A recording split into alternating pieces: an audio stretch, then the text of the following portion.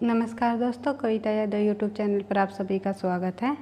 DSSB और EMRS TGT PGT परीक्षा के पाठ्यक्रम के अनुसार हमारी चली हुई है हिंदी विषय की तैयारी। हिंदी विषय की तैयारी के अंतर्गत आज हम करेंगे हिंदी साहित्य का इतिहास।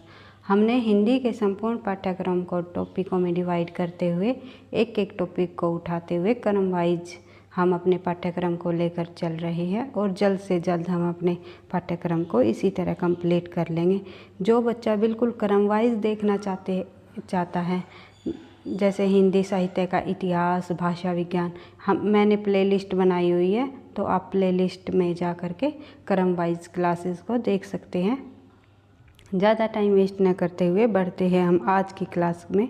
आज करेंगे हम हिंदी साहित्य का इतिहास। हिंदी साहित्य के इतिहास के अंतर्गत हम कर रहे हैं आदिकालीन साहित्य को। आदिकालीन साहित्य में हमने रासो साहित्य को कंप्लीट कर लिया और जैन साहित्य को कंप्लीट कर लिया। इसके बाद करेंगे आज हम सिद्ध साहित्य। आदिकालीन साहित्य में 4 प्रमुख साहित्य रहे: रासो साहित्य, जैन साहित्य, सिद्ध साहित्य और राज साहित्य। 2 साहित्य को हमने कंप्लीट कर लिया है और आज करेंगे हम सिद्ध साहित्य को। सिद्ध साहित्य के से जो परीक्षा में पूछे जाएंगे प्रश्न, उन्हीं पॉइंटों को हमने आधार बनाया हुआ है और इससे बाहर सिद्ध साहित्य में इन तथ्यों से बाहर परीक्षा में से प्रश्न नहीं पूछा जाएगा। लगभग मैंने सभी तथ्यों को इंक्लूड कर लिया है जो परीक्षा में आने लायक है। बढ़ते हैं सिद्ध साहित्य की तरफ। सिद्ध साहित्य की शुरुआत कहाँ से हुई, कैसे सिद्ध साहित्य निकला, इन सभी जानकारी को लेते हुए कौन कौन से सिद्ध साहित्य के अंतर्गत प्रमुख कवि रहे, कौन सी उनकी रचनाएं रही, ये सभी इन तथ्यों को हम देख लेते हैं एक बार। सिद्ध साहित्य की जो शुरुआत हुई वो बौद्ध धर्म की शाखाओं से निकली। बौद्ध धर्म की शाखा यानी कि एक हीनयान, एक महायान। हीनयान और महायान 2 बौद्ध धर्म की शाखाएं निकली। महायान से की शाखा से निकला वर्जियान और सहजयान। वर्जियानी ही सिद्ध कहलाई। जो वर्जियान महायान की शाखा से वर्जियानी रहे उन्हीं को सिद्ध कहा गया और सहजयान शाखा से निकले नाथ साहित्य। सहजयान से संबंधित जो कवि रहे हैं, लेखक रहे हैं, जो संत रहे हैं, उनको क्या कहा गया? उनको कहा गया है नाथ। नाथ यानी कि इन्होंने नाथ साहित्य लिखा। अब बढ़ते हैं थोड़ा सा और आगे। सिद्ध साहित्य के डिटेल देख लेते हैं कि किस प्रकार से क्या तथ्य रहे। हमें अपना जल्द से जल्द पाठ्यक्रम कंप्लीट करना है, तो कम समय में अधिक तथ्यों को हम करते हुए आगे बढ़ेंगे। आप लोगों को करना क्या है? अपने शॉर्ट नोट्स बना लेने हैं। शॉर्ट नोट्स परीक्षा में आपको काम आएंगे और जल्दी से जल्दी उनको रिवाइज भी कर पाओगे आप। जितनी ज़्यादा अपने हाथ से बनाए हुए शॉर्ट्स नोट्सों को आप जितनी ज़्यादा बार रिवाइज करोगे, जितना जल्दी करोगे, उतना ही आपको याद रह जाएगा। क्लासेस तो आप कहीं से भी ले सकते हो और किसी की भी ले सकते हो।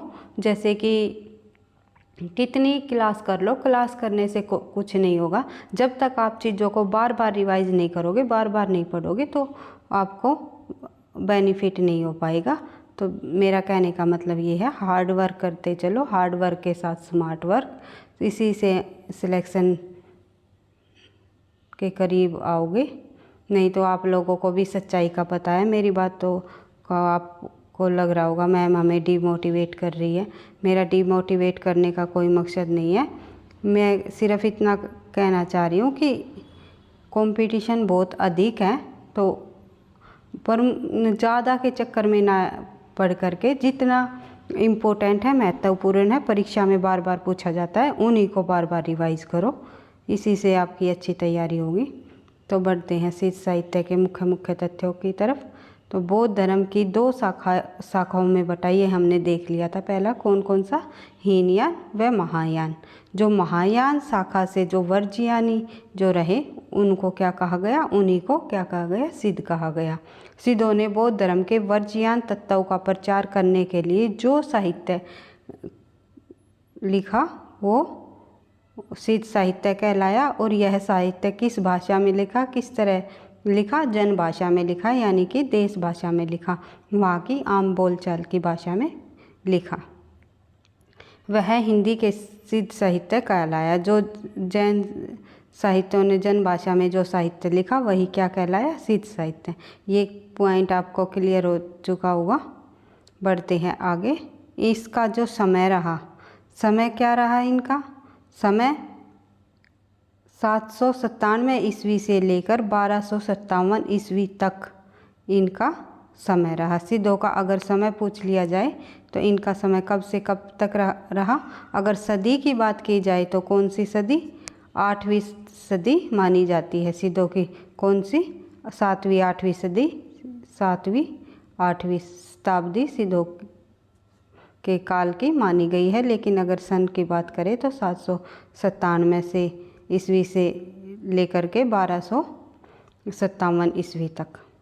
बिहार के नालंदा व तक्षशिला विद्यापीठ इनके प्रमुख अड्डे माने जाते हैं। इनके प्रमुख अड्डे कहाँ पर माने जाते हैं, बिहार के तक्षशिला के विद्यापीठ, बिहार के नालंदा एवं तक्षशिला इनके प्रमुख अड्डे माने जाते हैं। यानी कि नालंदा एवं तक्षशिला विद्यापीठ के प्रमुख अड्डे।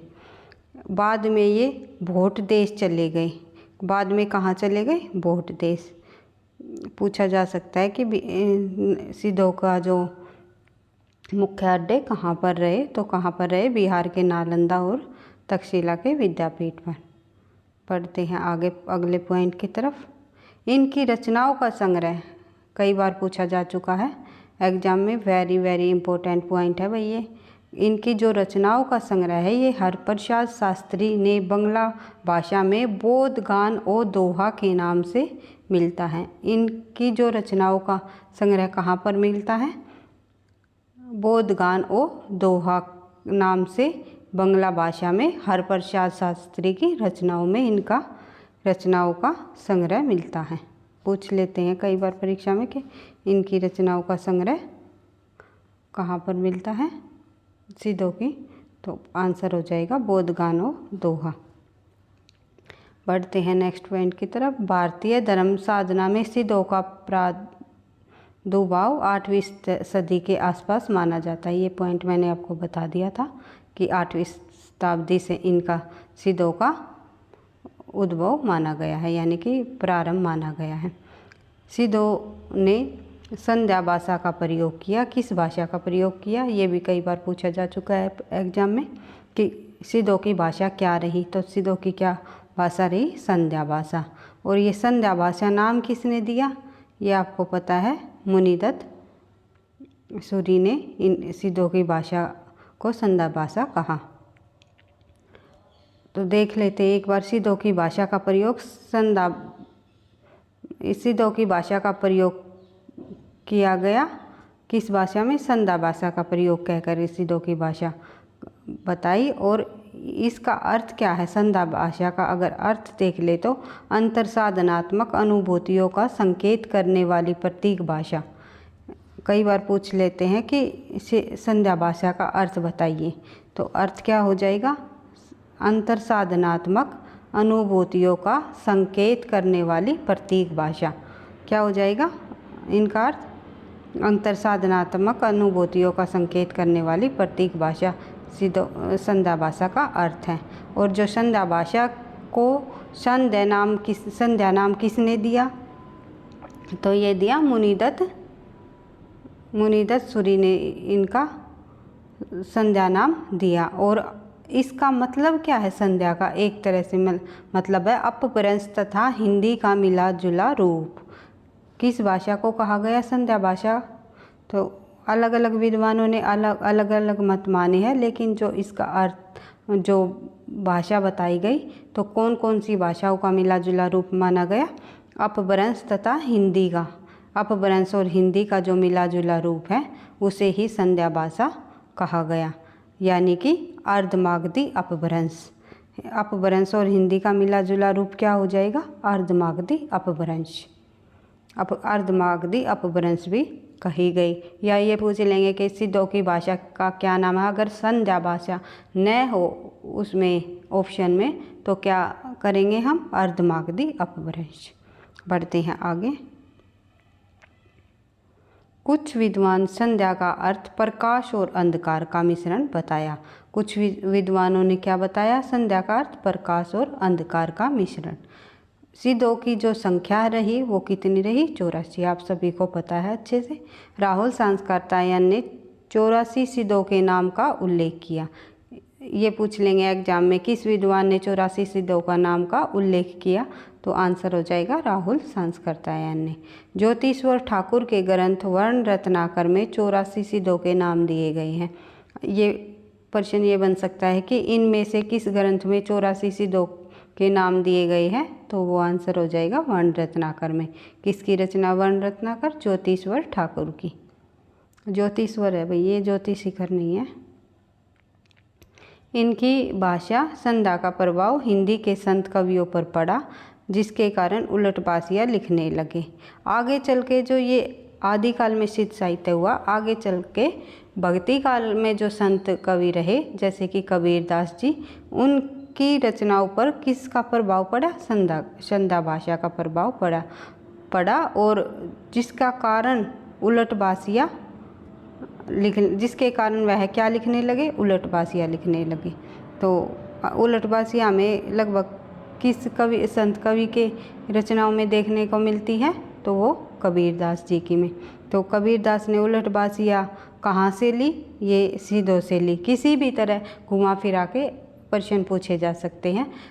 कबीरदास ने उलटबासियाँ कहाँ से किससे ली, या फिर नाथों से क्या लिया, या हठ योग कहाँ से लिया, इस तरह प्रश्न बनते हैं। तो हमें एक एक कंटेंट को बिल्कुल क्लियर करते हुए समझते हुए आगे बढ़ना है। बढ़ते हैं आगे, क्योंकि अगर आप एक बार चीज़ों को समझ लोगे तो पढ़ोगे, बार बार पढ़ोगे तो याद भी जल्दी होगा, और समझने के बाद जब हम याद करते हैं तो चीज़ें भूले भी नहीं जाती। तो बढ़ते हैं आगे। ये सिद्ध अपने नाम के पीछे क्या लगाते थे? ये सिद्ध अपने नाम के पीछे हमेशा पा लगाते थे, जैसे सरहप्पा, कणहप्पा, डोमिप्पा, लुयप्पा। इस तरह जो पा, जिनके पीछे पा आता है वे क्या कहलाते हैं? वे सिद्ध कहलाए। इनका प्रचार देश के पूर्वी भागों में हुआ। प्रचार कहाँ पर हुआ? पूर्वी भागों में, और श्री पर्वत इनका मुख्य केंद्र माना गया। पढ़ लेते हैं आगे थोड़ा सा। ये मदिरा का सेवन कर, नेक्स्ट पॉइंट, सिद्ध पराये अशिक्षित और निम्न जाति के थे। ये कैसे थे? शिक्षित यानी कि पढ़े लिखे नहीं थे सिद्ध, और निम्न जाति के थे यानी कि नीची जाति के थे। स्त्री सेवन को अपना इन्होंने अंग बनाया। इन्होंने स्त्री भोग विलास में रुचि दिखाई, और ये मदिरा सेवन भी करते थे। जितने भी बुरी आदतें थी वे सभी सिद्धों में पाई गई। इनके अंदर पंचमकार की आदतें मिलती हैं। पंचमकार यानी 5 प्रकार की बुरी आदतें। मांस, मदिरा,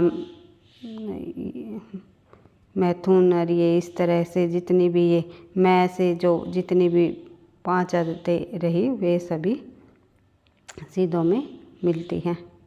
तो बढ़ते हैं आगे। कई बार को परीक्षा में पूछा जा सकता है कि पूछा जा भी चुका है कि पंचमकार की प्रवृत्ति किन में पाई गई है?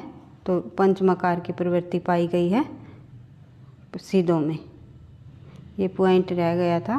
पंचमकार क्वेश्चन के माध्यम से हम सभी कर लेंगे। मकार, पंचमकार की प्रवृत्ति किस में पाई गई है? सिद्धों में। 5 प्रकार की बुरी आदतें। जो 1-2 पॉइंट हमारे रह जाते हैं वे हम क्वेश्चन करेंगे। जैसे हमारा सिद्ध साहित्य और नाथ साहित्य कंप्लीट होगा तो हम आदिकालीन साहित्य के अंतर्गत जितने भी प्रमुख प्रश्न बनेंगे, एक या 2 क्लास में हम सभी प्रश्न उत्तरों को भी साथ साथ करते हुए चलेंगे। एक बार हम सिलेबस को प्रश्न उत्तरों सहित कंप्लीट कर लेंगे तो बाद में जितने ज़्यादा हम प्रैक्टिस कर सकते हैं या टाइम मिलेगा हमें उतनी ही ज़्यादा हम प्रैक्टिस करते हुए अपनी परीक्षा की तैयारी करेंगे। तो इसलिए आप हिंदी की तरफ से बिल्कुल भी टेंशन ना लो कि हमारा सिलेबस कंप्लीट होएगा या नहीं होएगा। जैसे जैसे परीक्षा के समीप आएगी या नज़दीक आएगी, चाहे मैंने दिन में 2 क्लासेस प्रोवाइड करनी रहो या टाइम बढ़ाना रहो, मैं एक बार हिंदी का आप लोगों को कंप्लीट संपूर्ण पाठ्यक्रम का कंप्लीट सिलेबस प्रश्नों सहित करा दूँगी। बढ़ते हैं आगे। अभी आप लोग भी थोड़ा सा इंटरेस्ट नहीं ले रहे क्लासेस में कि अभी तो फॉर्म भी नहीं निकले हैं, पता नहीं एग्ज़ाम कब होगा या हमारी तैयारी तो हो चुकी है। तो इन सब चीज़ों से में ना पढ़ करके आप अपनी रेगुलर तैयारी करते रहो। थोड़ा थोड़ा भी कहते हैं ना, बूंद बूंद से घड़ा भरता है, तो इसी तरह थोड़े थोड़े ज्ञान से ही आपकी अच्छी तैयारी हो पाएगी। बढ़ते हैं आगे। प्रमुख सिद्ध कौन से रहे, इनके नाम क्या क्या रहे प्रमुख सिद्धों के? शरहप्पा, लुइप्पा, कणहप्पा, एक है सबरपा और डोमिपा, कुरिप्पा, सबरपा, संतिपा, तंतिपा, नागार्जुन, तिलोपा या छत्तरपा, मलिपा आदि इनके ये जो सिद्ध रहे ये। और प्रमुख कौन कौन से रहे? प्रमुख सिद्ध रहे सरहप्पा, लुइयप्पा, कणहप्पा, डोमिप्पा, सबरपा और कुरिप्पा, ये प्रमुख सिद्ध रहे। सिद्धों के अंतर्गत 3 महिलाओं के नाम भी आते हैं। ये पूछ लेते हैं इनमें से कौन सी महिला सिद्ध है या इनमें से कौन सी महिला संत है। इस तरह प्रश्न पूछे जा चुके हैं पिछली परीक्षाओं में, तो मैंने हर एक उन तथ्यों को लिया है, इंक्लूड किया है जो पिछली परीक्षाओं में प्रश्न पूछे जा चुके हैं। तो जैसे कि सिद्धों में 3 महिलाओं के नाम कौन कौन से रहे? कनकलता, मणिभद्रा और लक्ष्मीखरा।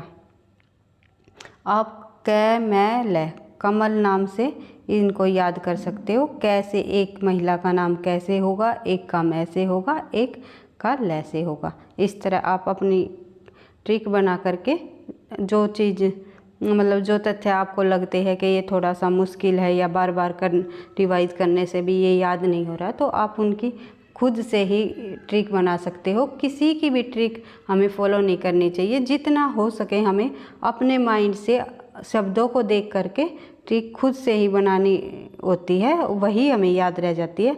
वरना ट्रिक तो स्टोरी के अकॉर्डिंग या फिर वैसे तथ्यों के मैं आपके सामने ला करके रख दूंगी, ट्रिक रख दूंगी, आप ट्रिक में ही उलझे रह जाओगे, ट्रिक ही याद करते रह जाओगे, तथ्य याद नहीं रह पाएंगे और ना ही इतनी समझ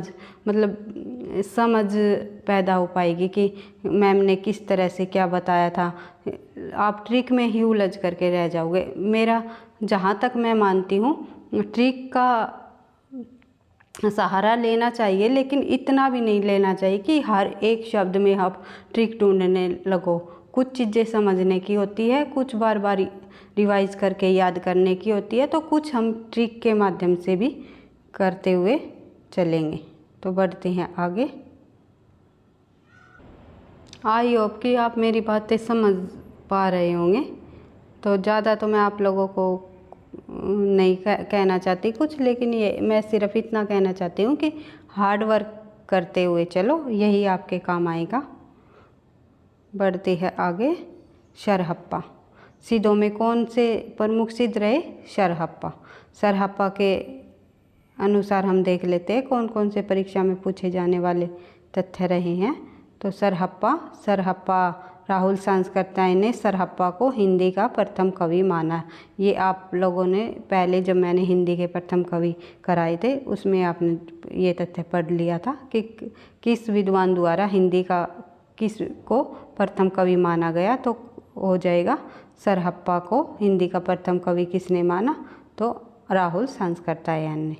सरहप्पा के और अन्य नाम भी रहे हैं, जैसे सरहप्पाद, सरोज वज्र, राहुल भद्र आदि कई नामों से ये प्रसिद्ध रहे हैं सरहप्पा। और इनकी जाति रही है ब्राह्मण जाति के रहे हैं। राहुल सांसकर्तायन के अनुसार इनका जो समय रहा है 700 69 ईस्वी इनका समय रहा है। कई बार परीक्षा में पूछा जाता है कि सरहप्पा का समय काल क्या रहा है, राहुल सांसकर्त्यायन जी द्वारा, तो इनका समय रहा है 769 ईस्वी।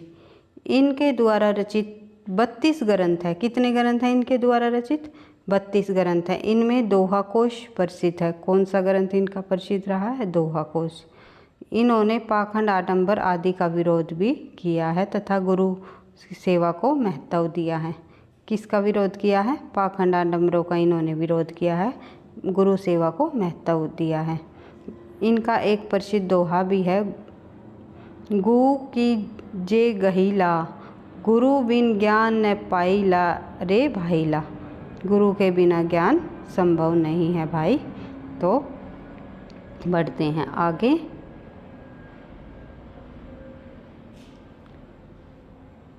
डॉक्टर बच्चन के अनुसार देख लेते हैं। आक्रोश की भाषा का पहला प्रयोग किन्होंने किया? वेरी इम्पोर्टेंट तथ्य है ये, कि कई बार परीक्षा में आया है कि आक्रोश की भाषा का पहला प्रयोग सरहप्पा ने किया। यह किस विद्वान का कथन है, या डॉक्टर बच्चन के अनुसार जो ये कथन दे देंगे, इनमें किसी और विद्वान को क्रम से लगा देंगे या फिर मिलान में लगा देंगे, या ये तथ्य पूछ लेंगे कि इनका है।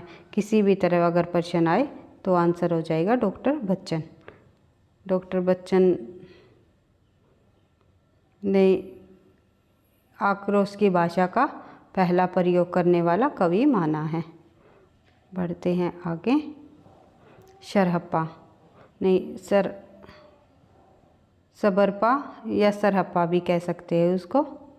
नहीं सॉरी भाई, सरहप्पा तो अभी हमने पहले पढ़ा ही है। सरहप्पा नेक्स्ट होगा सबरपा। सबरपा जो रहेगा वो कि इनके शिष्य रहेंगे सरहप्पा के। जो सबरपा के गुरु कौन है? सरहप्पा सबरपा के गुरु हैं। तो बढ़ते हैं आगे। इनका जन्म क्षेत्रीय कुल में 780 ईस्वी में हुआ। 780 ईस्वी में इनका जन्म हुआ। गुरु कौन थे? सबरपा। अभी मैंने बताया इनके गुरु सबरपा। सबरों की भांति जीवन व्यतीत करने के कारण इन्हें सबरपा कहा गया। सबरों की भांति यानी सबर कौन थे? यानी एक जाति रही है सबरों की, तो उनकी ही तरह जो जीवन व्यतीत करते थे उन्हें ही सबरपा कहलाए। बढ़ते हैं आगे। इनकी प्रसिद्ध रचना, सबरपा की प्रसिद्ध रचना कौन सी होगी? सबरपा की प्रसिद्ध रचना होगी चार्यापद। चार्यापद इनकी प्रसिद्ध रचना होगी। ये मोह माया के विरोधी रहे हैं। लोईपा नेक्स्ट आ जाएंगे। सिदो में लोईपा तीसरे नंबर के कवि रहे हैं। लोईपा सिदो में ये भी पूछ लिया जाता है कई बार परीक्षा में कि सिदो में तीसरे नंबर के कवि कौन है, तो कौन रहे हैं? लोईपा, जो धर्मपाल के समकालीन रहे हैं। और लोईपा सभी सिदों में सबसे पढ़े लिखे कवि रहे हैं। ये काश्यप परिवार से संबंध रखते हैं। इनके गुरु कौन है? सबरपा। इनके गुरु कौन रहे? सबरपा, जो दूसरे नंबर के कवि हमने पढ़े थे सबरपा। सबरपा के गुरु सरहप्पा। पहले आएगा सरहप्पा, फिर सबरपा, फिर लोईपा। इनको क्रम वाइज भी लगाना आता है एग्जाम में, इनको क्रम से भी आपको याद रखते हुए चलना है। इनकी साधना का अत्यंत प्रभाव 84 सिद्धों के स्थान पर सर्वोच्च है। इनकी जो कविताएं हैं वे रहस्य भावना की प्रधान है। इनका प्रमुख दोहा देख लेते हैं। कई बार परीक्षा में पूछा जाता है, वेरी इम्पोर्टेंट तो है भाई ये, तो आपको एक ध्यान रखना है कि ये दोहा किसका है। कई बार परीक्षा में आया है। काका तरुवर पंच विडाल चंचल चिए पैडो काल दिट करिए महासुय परिमाण लुई मरमई गुरु पूछी अजान। तो यह दोहा किनका है? तो यह दोहा है लोईपा का।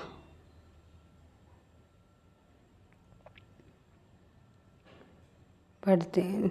लोईपा का दोहा है। कई बार इसके ऑप्शन में कन्हप्पा भी आ जाते हैं, तो कई बार आंसर गलत हो जाता है हमारा।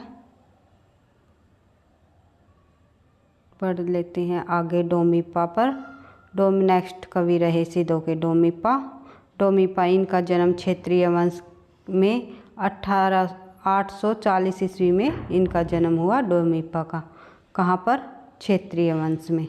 गुरु कौन रहे? विरूप्पा। इनके गुरु कौन थे? विरूप्पा इनके गुरु रहे। इनके द्वारा रचित ग्रंथों की संख्या 21 बताई है। कितनी इनके द्वारा रचित ग्रंथों की संख्या बताई है? 21। और सरहप्पा की कितनी रही थी? 32। ये हमें ये भी याद करते हुए चलना है, पता नहीं एग्जाम में किस तथ्य से प्रश्न उठा ले। और डोमिगीतिका, योगचार्या और अक्षर द्विकोपदेश। अक्षर द्विकोपदेश, योगचार्या, डोमिगीतिका, ये इनकी प्रमुख रचनाएं रही है। किनकी? डोमिप्पा की इनकी प्रमुख रचनाएं रही है। लेकिन जो ये योगचार्या है ये वेरी इम्पोर्टेंट इनकी रचना रही है। कई बार परीक्षा में पूछा जा चुका है कि योगचार्या किसकी रचना है, तो आंसर हो जाएगा डोमिप्पा की। कण्हप्पा, नेक्स्ट आ जाएंगे कण्हप्पा। कण्हप्पा सिधों में सबसे बड़े कवि रहे हैं। सबसे बड़े कवि कौन रहे हैं सिधों में? कण्हप्पा। और पीछे देखा था हमने कि सबसे पढ़े लिखे कवि कौन रहे हैं सिधों में, तो वो रहे हैं लुइप्पा। इस तरह एक दूसरे से तथ्यों को रिलेट करते हुए याद करना है आप लोगों को। कर्नाटक में 1820 ईस्वी में ब्राह्मण वंश में पैदा हुए। कहाँ पर पैदा हुए ये? ब्राह्मण वंश में 1820 ईस्वी में। और जो इनके गुरु रहे हैं वे जालंधरपा रहे हैं। जालंधरपा इनके गुरु रहे हैं। इनके कई शिष्य थे भाई। कण्हप्पा के कई शिष्य थे। गुरु थे जालंधरपा। 1820 ईस्वी में कर्नाटक में इनका जन्म हुआ। सबसे बड़े ये कवि रहे हैं। इनके ग्रंथों की संख्या 74 मानी गई है, यानी कि 74। और सरहप्पा के 32 और अब एक हमने पढ़ा था डोमिप्पा की 21। इस तरह आप लोगों को याद करना है किस प्रकार के ये कवि रहे। ये एक दार्शनिक कवि रहे हैं। बढ़ते हैं आगे। बस भाई इतने ही है ये कवि प्रमुख जो परीक्षा में पूछे जाते हैं, या इनसे संबंधित तथ्य परीक्षा में कई बार पूछे जाते हैं।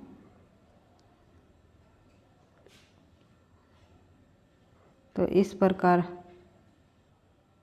इस प्रकार हमने आज की क्लास में शेष साहित्य से संबंधित तथ्यों को भी कंप्लीट कर लिया है। अब रह जाता है हमारा अगली क्लास में हम करेंगे नाथ साहित्य। इस तरह हमने आदिकालीन साहित्य को कंप्लीट करते हुए फिर उनके प्रश्न उत्तरों को करेंगे। उसके बाद जैसे जैसे हमारा आदिकाल कंप्लीट हो जाएगा हम संपूर्ण आदिकाल से संबंधित भी प्रश्न उत्तरों को करते हुए चलेंगे। इसी तरह हम आगे चल के भक्ति काल, रीतिकाल, आधुनिक काल, आगे चल के हम अपने सिलेबस को इसी तरह कंप्लीट कर लेंगे। हमने जैसे अलग अलग टॉपिकों में जो अपने पाठ्यक्रम को डिवाइड किया हुआ है, तो आगे के पार्ट को तो हम करते हुए चल ही रहे हैं। जैसे हमने अन्य गतिविधियों को भी शुरू किया हुआ है, इधर हमने भाषा विज्ञान को भी करने लग रहे हैं। क्रम वाइज हम टॉपिकों को लेकर के चलते हुए आगे बढ़ेंगे। जो बच्चे अभी तक हमारी क्लास का फ़ायदा नहीं उठा रहे हैं तो प्लीज़ एक दूसरे के साथ वीडियो को शेयर करें और अपनी परीक्षा की अच्छे से तैयारी करें।